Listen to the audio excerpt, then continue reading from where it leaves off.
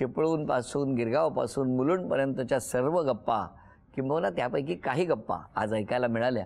पण यानंतर आता या दोघांबद्दल घरातल्यांना काय म्हणायचं आहे तेही आपण ऐकणार आहोत. तेव्हा आता तुमच्या भावना व्यक्त करायच्या आहेत. नमस्कार, मी अनघा अजित गायकवाड यांची मोठी मुलगी. नॉर्मली आई प्रेमळ आणि बाबा थोडे धीट असं असतं, पण आमच्या केसमध्ये वेगळं आहे. बाबा खूप हळवे किंवा इमोशनल आहेत आणि आई खूप धीट आहे. म्हणजे असा कुठला प्रसंग असेल जिकडे तुम्हाला धैर्याची गरज आहे तेव्हा आई खूप असं म्हणजे असं एनकरेज करते की जा पुढे जा पुढे, आणि उलटं बरोबर बाबा सांगतात सावकाश जा, हळू जा. नमस्कार, मी त्यांची छोटी मुलगी आहे आणि बहुतेक लाडकी पण आहे. आईकडनं जिद्द आणि चिकाटी खूप शिकण्यासारखी आहे. ह्या कार्यक्रमासाठी पण तिने हे चिकाटीने घडवून आणलं की सगळ्यांना एकत्र आणणं, आणि तिला हे सक्सेसफुली करूनच घ्यायचं होतं समहाऊ. आणि बाबा खूप मेहनती आहेत. आजही आमच्या घरात म्हणजे माहेरी माझ्या कामवाली बाई नाही आहे, बाबांनाच कामाला लावलंय. नाही, सगळेच मिळून करतात. काही काही पदार्थ पण त्यांचे खास म्हणजे गुढी आहे, दुधी हलवा आणि डिंकाचे लाडू सगळ्या फॅमिलीमध्ये फेमस आहेत. अरे वा. नमस्कार, मी त्यांची भाचेसून आहे, पूजा मोडक. मी त्यांच्यासाठी त्यांना गाणं मामांना खूप आवडतं, त्यांच्यासाठी एक लाईन म्हणते नक्की गाण्याची. जीवनात ही घडी अशीच राहू दे, जीवनात ही घडी अशीच राहू दे, प्रीतीच्या फुलावरी वसंत नाचू दे, जीवनात ही घडी अशीच राहू दे. वा वा. मी भावना गाडगीळ, सुषमा छत्रेची एकदम फास्ट फ्रेम. एका ऑफिसमध्ये आम्ही काम करत होतो, तार ऑफिसमध्ये. आमच्या मैत्रीच्या ताराही जुळल्या.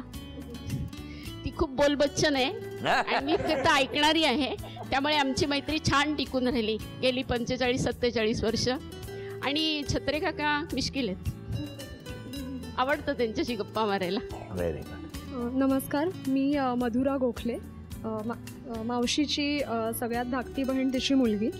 आणि जसं तिने सांगितलं की ती चिपळूणवरून येऊन इकडे मामाकडे राहिली, तशी माझी आई तिच्याकडे येऊन राहिली ग्रॅज्युएट झाल्यानंतर चिपळूणमध्ये.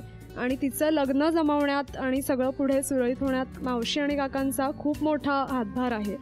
आणि त्यापुढे म्हणजे जशा ह्या दोघी आहेत तशी मी त्यांची तिसरी मुलगी असल्यासारखी कायम त्यांच्या कुटुंबामध्ये, छत्रे फॅमिलीत आणि सगळ्या फंक्शन्सना आलेली आहे. आणि त्यांच्या घरात तिसरी मुलगी असल्यासारखीच माहिती आहे. आणि माझ्या अगदी म्हणजे मुलीच्या डिलिव्हरीच्या वेळेलासुद्धा ती माझ्याबरोबर होती, जेव्हा आईची तब्येत बरोबर नव्हती तेव्हा.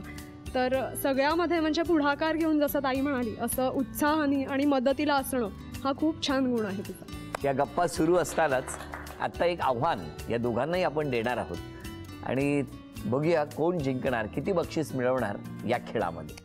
सफरचंदाचे काप नीट परतल्यानंतर त्यामध्ये दालचिनी पूड आणि मध घालून पुन्हा नीट परतून घ्यावं. बटर लावलेल्या ब्रेडवर सफरचंदाचे तुकडे, बदामाचे तुकडे, टुटी फ्रुटी, डार्क चॉकलेट आणि मीठ घालून दुसरा ब्रेडचा तुकडा त्यावर ठेवून वरच्या बाजूला बटर लावून घ्यावं. एका बाउलमध्ये स्ट्रॉबेरी सिरप आणि क्रीम घालून सॉस तयार करून घ्यावा. तयार सँडविच पॅन मध्ये बटरवर ग्रिल करून घ्यावं आणि स्ट्रॉबेरी सॉस बरोबर सर्व्ह करावं.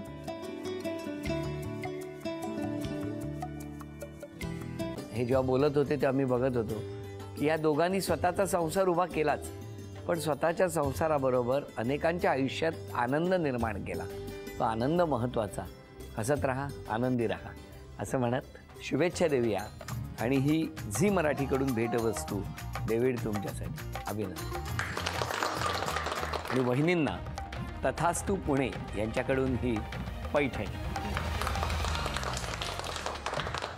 अभिनंदन.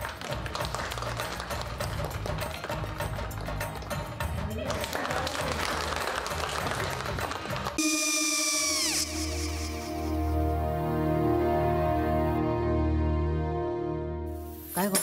हा काय झालं? काय झालं? काय आले मी निकाल लावून आली. हो, पण तिची आईच काय बोलली? तिला वाटलं का सगळ्या निशाने आपल्या चुका कबूल केल्या का? आई मी चांगलं सुनावून आली आहे. त्या तिची बाजू घेत होत्या, पण मी लक्ष दिलं नाहीये. खूप झालं आता. चांगुलपणा खूप झाला. मऊ दिसलं ना की कोपऱ्याने खणतात ना माणसं, ते असं. अगो पण आईच म्हणली काय तिची, पटला काय तिका? मला माहिती. आई, मी तुम्हाला नंतर फोन करते. हो. आणि आई बाबा जे बोलले त्याचं वाईट नका वाटून घेऊ. सॉरी. सॉरी काय त्या? नेहा आले. आई मी येते. हो. काकू येते.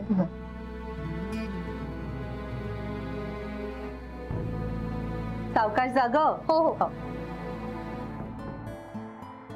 मग काय काकू, कधी उडवता लग्नाचा बार?